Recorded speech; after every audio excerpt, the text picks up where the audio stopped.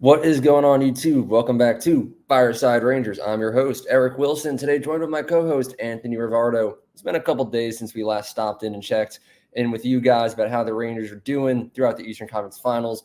But one way or another, we're back. The Rangers are leading this series 2-1 over the Florida Panthers. You know, not every game has been the best game by the Rangers, but they got the job done, and they currently hold the lead in the series. So we got a couple games to recap. We'll probably talk about games 2 and 3, and then heading into game 4 tomorrow night. Before we do get into it, though, I do want to say me and Anthony will be at the game in Florida tomorrow. So to any Rangers fans who are from the Florida area, and if you happen to be going, feel free to DM us at Fireside Rangers on Instagram. Maybe we can meet up and get to talk to some of you guys in person. So that'd be pretty cool. But we'll get right into this game 2 and 3 recap, as well as look forward to what needs to happen tomorrow night in game 4 for the Rangers to extend their lead. But before we do, make sure you guys like, subscribe, ring that bell so you don't miss notification. If you're watching us on Apple or Spotify, be sure to give us a 5-star review. Leave your thoughts down in the comment section below on these last couple games, all the things that you thought went right, what needs to change moving forward. And lastly, as always, be sure to follow us on all of our social media platforms at Fireside Rangers. But before we really get into it, Anthony, how are you doing today, my friend? And what are your thoughts on the Rangers 3 games into the series? Yeah, I'm feeling great, especially because the Rangers are up 2-1 in the series. A great turnaround from being down 0-1. But those last 2 games were not necessarily the prettiest win by the Rangers, but they're wins nonetheless, so you can't really complain about them. I will say I think there are more adjustments that need to be made in order for me to maintain my level of confidence in this Rangers team that they can continue to win.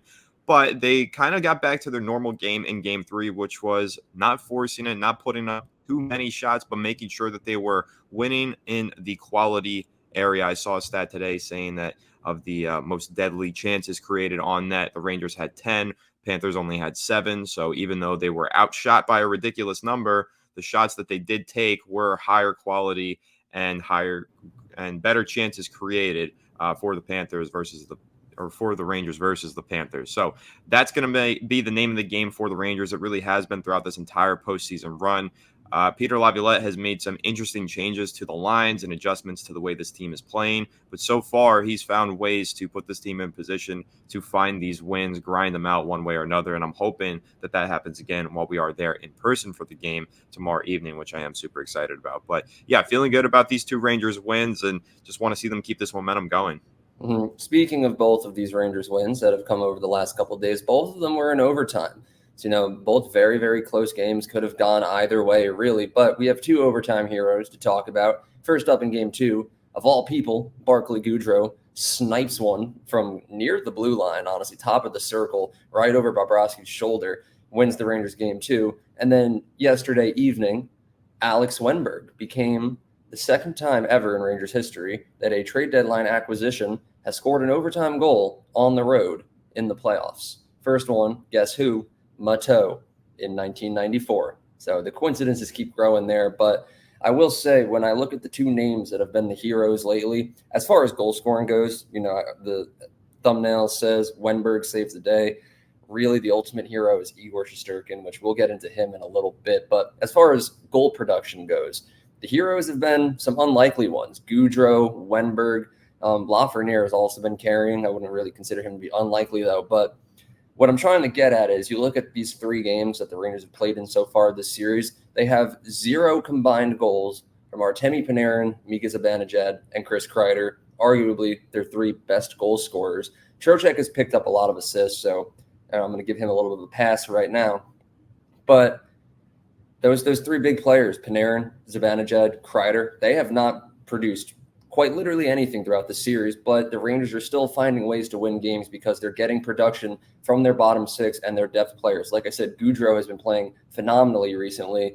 Wennberg got on the board. We've seen a couple goals from the defense as well. So the Rangers are getting production from their depth, and I think that's going to be a big piece of advancing further into these playoffs, especially with the series being as close as it's been. Obviously, yes, I would like to see those big 3 players that I mentioned before get involved, especially if the Rangers want to have a dominant performance against the Florida Panthers moving forward. But I will say, shout out the bottom 6, and they've been cooking recently, as well as Alexi Lafreniere. But I don't know, how concerned are you, Anthony, about Panarin, Kreider, and Zibanejad not scoring anything really?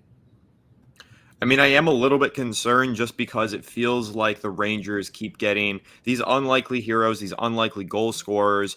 And what happens when those guys are not stepping up that way? You know, what happens when they're not hitting that immaculate game winner that nobody sees coming? The Rangers just need to do a better job of creating points, getting goals, and maintaining those leads. They had a good lead in game 3. They blew it. I mean, they were in that period, I think 4-2, right? And then it ended up being tie 4-4 going into overtime. That is, to me, a result of the Stars not stepping up, that top 6 not producing points. You know, I think that the Rangers have this problem of, and we've discussed this many times, Eric, where they get a lead and then they try and sit on the lead and they just rely on Igor Shesterkin to be their superhero. And then inevitably, because they're letting so many shots get up, one of them is going to get tipped or deflected in or reach the back of the net one way or another. And that's how the Rangers keep getting themselves into such difficult situations like these 2 overtime games that they were just in. So I think that the way to counteract that would be, first of all, to start shooting more and not relying on Igor to just hold on for an entire period to keep your lead, but shoot more, score more, extend your lead, and be more aggressive while you have a lead. I just don't think that the Rangers have been aggressive enough. And so I think that ties into the Stars not scoring, those big 3 guys that you mentioned. I think that Trocheck's still playing well, winning faceoffs, has some clutch assists. I love how Alexi Lafreniere is playing. He's really stepped up big time in this postseason. But Artemi Panarin, I think we do need to see more from him in these closeout games. I think that we do need to see more from Kreider as a Zibanejad. These guys do need to start producing a little bit more in order for the Rangers to comfortably close out the series and go hopefully into the next round and do it again. So I am concerned. I'm not overly concerned just because I think one thing that we've seen, the Rangers have some pretty tremendous depth. Their guys in the bottom 6 are producing. They're scoring goals. It's unlikely. And again, how sustainable is it? That's the question. But it is working right now. These guys are stepping up to the plate, and we are getting a lot of production out of them. So it shows that the Rangers have really good depth. And I also do think it shows that Peter Laviolette has been a great strategist throughout the postseason, knowing that he can rely on certain guys in certain lines, moving all of these lines around. He's done a really tremendous job making those adjustments, putting those proper shifts out there and those matching up the players who he thinks are going to play the best together. I just think he's done an excellent job of that, and it's resulted in wins for the Rangers in back-to-back games. Yeah. And I will say, like, it is eerily comparable to 2022 in the Eastern Conference Finals, where the Rangers' top 6 kind of disappeared, didn't really contribute much, but it was okay for a little bit because the kid line, now some of the better players on the team, were able to still produce against the Lightning there. So I will say, despite the fact that we do have a lead, I think it is a little bit alarming, especially because we've seen this problem in the past. But like you said, you know, what happens if the bottom 6 stops to produce one day and we stop getting these unlikely heroes? I definitely think those big 3 players in particular, Kreider, Zibanejad, Panarin, they do need to step up their game. I also do want to point out that the power play in this series has gone 0 for 8. You know, a power play that started off the playoffs phenomenally has kind of shut down. And, you know, it's been all right because for some reason the Rangers have just started scoring shorthanded goals quite often. So, I mean, I don't want to focus too much on the concerns and the negativity because we do hold the series lead right now. You know, it's not like the end of the world, but it is something to note moving forward on adjustments that could be made. But like I said, I do want to kind of talk about what's been going right. I think one player who all of the Rangers players need to be thanking for the series lead is Igor Shesterkin, like you always call him, Superman. He saves the day pretty much every single game. Last night or yesterday afternoon, he made a lot of saves. And you look at the shot attempts that Florida had, more than double what the Rangers had. But luckily, the defense kind of pulled through, blocked a lot of them, and Igor really did what he needs to do in order to keep the Rangers in it. We talk about how entering that third period, the Rangers were up 4-2, and it eventually ended up going to overtime. But I don't really see that as a Rangers collapse. I think Florida was in it that entire game because of the amount of scoring chances they were being given by the Rangers, and Igor Shesterkin is the only reason that game made it to overtime in the first place, giving the Rangers the chance to win. So when I talk about the real hero of the series and why the Rangers currently have a lead and will hopefully extend it moving forward, I look at Igor Shesterkin. He's been carrying this team on his back every single game in these playoffs. And when, like we talked about earlier, when some of the players aren't stepping up, he is the player that is going to step up every single game and keep the Rangers in it just long enough to have an unlikely hero like Alex Wenberg pull through in overtime. But I know you're big on Shesterkin and the way he's been playing. I'll just pass it off to you right now. Yeah, I mean, I think Igor's been tremendous. Obviously, he's been a brick wall in the net. We both agreed in game one that he had a couple lapses and he's been leaving the net a little bit too much, and his puck control hasn't been as sharp as we've seen from him in the past. A few too many risks. I know that you and I, while we were watching the game together the other day, we were discussing how it's not the fact that he's bad when he leaves the net or he's not good at controlling the puck. It's just that he does it so often that it creates so many opportunities and adds so much risk to the game that eventually, once you make that small mistake, you do put the other team in position to capitalize, which I think is what happened in game one on that Alexei Lafreniere own goal. Bad pass by Igor when he left the net. Puck control wasn't the best there. And then it just kind of compounded into a little bit of a mess and again resulted in a Panthers goal. So things like that do happen, but you can't use that to take away from what Igor Shesterkin has done. Those two lapses that he had, and 1 to 2 a game, he has a few moments in a game that you can blame on him. But for the other 100 opportunities that he had to make a mistake, he doesn't. And that's really what you have to focus in on with Igor. He is such a consistent, high quality player. He's always doing his job. He really is the czar, the brick wall in the net, making all the saves and carrying this Rangers team. But again, it does just go to show that this Rangers team is still relying on him too much. Like we've said so many times before, and you mentioned that 2022 postseason run, that's kind of what was happening. Very similar things. Like you said, we weren't getting a lot of production out of the top 6. A lot of the bottom 6 was finding ways to step up and score some goals. The Rangers were relying on Igor Shesterkin to carry them all the way into the trophy. It didn't happen. I'm afraid that could be the case again, but not necessarily. I do feel really confident in this team, but I just think that it is important to highlight that there are some risks involved with the strategy that the Rangers have here, relying on Igor Shesterkin too much. But Igor has been tremendous. I think there is you could just praise him endlessly. There's really not much to say other than he's just been amazing, and he is the MVP of this Rangers team right now. But there is also something to be said about how many shots the Rangers are allowing the Panthers to take and put up in the face of Igor Shesterkin, which again ties into my feelings that the Rangers aren't doing enough to help Igor, and they're asking him to do too much. And again, it's not that he's not high quality. He's going to continue to play at this world-class quality. But when you've just got such a volume of opportunities in your face, eventually, not even your fault maybe, something's going to happen. The goal is going to reach the back of the net, and the Rangers are going to find themselves in a scary situation is how I feel. So they just need to be better defensively, not letting the Panthers get up so many shots. And again, I know that it's a high quantity of shots, and they're not really taking the highest quality of shots, but still, sometimes the puck just finds its way into the net, and the Rangers do need to do a better job of protecting Igor Shesterkin and not asking him to make such an insane amount of saves and make such a crazy highlight reel of plays every single game. Yeah, I mean, I agree. At this point in time, Shesterkin is the GOAT, like you said. He's keeping the Rangers in it, but at a certain point, you keep allowing shots on net. One of them is going to find the back of it, just like you said. But when we talk about the Rangers and adjustments they need to make moving forward in order to give Igor a little bit more help, I don't even really know what the Rangers can do.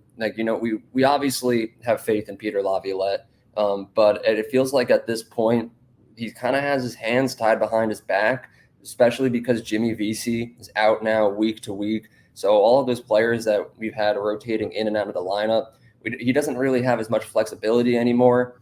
Philip Hedl is now playing up on the first line. He's looked pretty solid too, a lot better than I think Jack Roslovic has up there. But with VC out, that kind of solidifies the fact that Matt Rempe is going to remain in the lineup for now, unless Blake Wheeler goes in. But I don't really see Laviolette making that decision unless there happens to be another injury or things start to fall apart.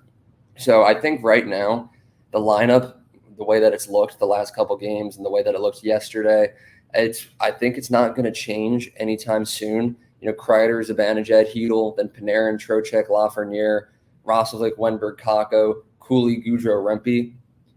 I think that's what we're going to have to work with, whether Peter Laviolette wants to or not. The real adjustments that are going to be made are going to be during practice and in between these games, where Laviolette can work on specific parts of the game that he thinks need to be improved. Maybe it's blocking shots. Maybe it's preventing shots from being taken in the first place, more defensive drills and everything, and helping the Rangers top 6 and the power play in particular get back on track. But as you know, we love Peter Laviolette. I don't doubt him for a second. Whatever adjustments he needs to make and whatever tweaks he's going to make during practice, I know they don't make it. Obviously, only one day in between yesterday and tomorrow for these adjustments to be made. But at the end of the day, the Rangers are winning these games.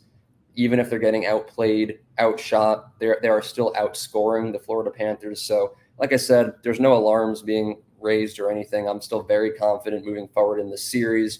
I know if we could go back in time and say after 4 games, if the Rangers were to be tied 2-2 in that series, I probably would have been very happy about it. Rangers have the chance to do even better than that. So I'm very confident in the Rangers. They've looked not perfect through 3 games so far, obviously, but good enough to me where I'm still confident moving forward in the series. Obviously, like I said, trust in Peter Laviolette. I believe he'll need to do what needs to be done in order to help the Rangers extend the series lead to 3-1. If that happens after tomorrow, 2 thumbs up from me. I won't guarantee anything, but the chances of us making it to the finals would be a lot higher. But you love Laviolette. Tell me about what you think he's going to do. I'm not sure what he's going to do because it's kind of been a surprise every single game day from the Rangers with Laviolette, and I think that's part of the reason they're finding so much success. Whether it's Hedl now moving up to a different line or Kako being scratched from the lineup, every single game there's been some sort of big adjustment that Laviolette has made that we necessarily did not see coming, and that is why he's been so effective as the Rangers head coach this season. He has always found take the game, play it, okay, evaluate what went right, what went wrong, make an adjustment for the next one. Like that's how he's been every single game, and he's always made the right adjustment. So I don't know exactly what we're going to see differently. It's kind of funny in game 2, the Rangers won putting up a higher quantity of shots. They actually ended up out shooting the Panthers and breaking that 9-game streak of being outshot. So that was a great adjustment. And then the next game, he was like, okay, let's go back to going for high quantity of shots. They won that game as well, but it was a completely different playing style. So it's very funny to see that he takes it so strictly on a game-by-game basis. He really doesn't force his game plan into any specific box or make the Rangers play a certain way every single game. He's very free-flowing. So you can't necessarily predict what Peter Laviolette is going to do, what adjustment he's going to make, but you can feel confident that he's going to make an adjustment, and that's important. A lot of coaches don't make adjustments. A lot of coaches will just say, hey, the players just got to play a little bit better. It just wasn't our game. Let's keep moving forward. Laviolette's going to do something. He's going to make some sort of change, and it's hopefully going to benefit the Rangers, and if it doesn't, he'll make that change and revert it back and hopefully get them back on track in the next one. So like you said, though, we were talking about it when the Rangers were heading to Florida, that we just needed them to split one of these 2 road games. Like it just had to be at least a split. They've already done at least that, and now they have a chance to sweep the road games here on the 2-game stretch. So if they could do that, I mean, going back to MSG up 3-1, you can't ask for anything greater than that. That would be the perfect ideal scenario. So the Rangers now have themselves in a beautiful situation. They just got to capitalize. And again, like we said, you just keep relying on Igor, hopefully not too much, but keep relying on him and keep banking on Peter Laviolette to make those adjustments, put that team in the position to make the plays that they need to win. And I think that we can feel really good going into this Tuesday game 4. Yeah, I'm very excited, obviously because we're going to the game tomorrow. But, seeing the Rangers have a series lead in the Eastern Conference Finals, even if it's not been perfect, it's still a great thing to see. We're 2 wins away from making it to the finals, 6 wins away from winning a Stanley Cup. And I still do fully believe that the Rangers have what it takes to win it all. I think this will be the hardest series that they'll face throughout the year. We know Carolina was going to be difficult, but Rangers kind of made light work of them. So, and I do believe that the Panthers are better than both teams currently left in the West. So in my opinion, if we can overcome this challenge, the Rangers can overcome anything. So I'm very excited to see what happens moving forward. Like we said, we know that Peter Laviolette is going to make any adjustments needed to make this team perfect. But we'll see what happens tomorrow night. Like we said earlier, we'll be at the game. So if you're from Florida and you're a Rangers fan and you're also going to be at the game, let us know. DM us on @Fireside Rangers on Instagram. Maybe we'll meet up, do a little fan gathering or whatever. But until then, that about wraps up today's episode. We hope you enjoyed. And if you did, please make sure that you like, hit that subscribe button if you are new, and ring that bell so you don't miss notification. Leave your thoughts down in the comment section below. I know we talked a lot about our concerns throughout today's episode, despite us having a series lead. So I'm curious to know to the fans watching, or do you have as many concerns as us, or are you more like we got this? We've been dominating the entire time. I'm very curious. But lastly, be sure to follow us on all of our social media platforms at Fireside Rangers on Instagram, X, and TikTok. We will be back. Probably not tomorrow because we'll be at the game, but the day after, there will surely be a game recap talking about, hopefully, a Game 4 Rangers win. But like I said, that about wraps up today's episode. Have a good one, and let's go Rangers.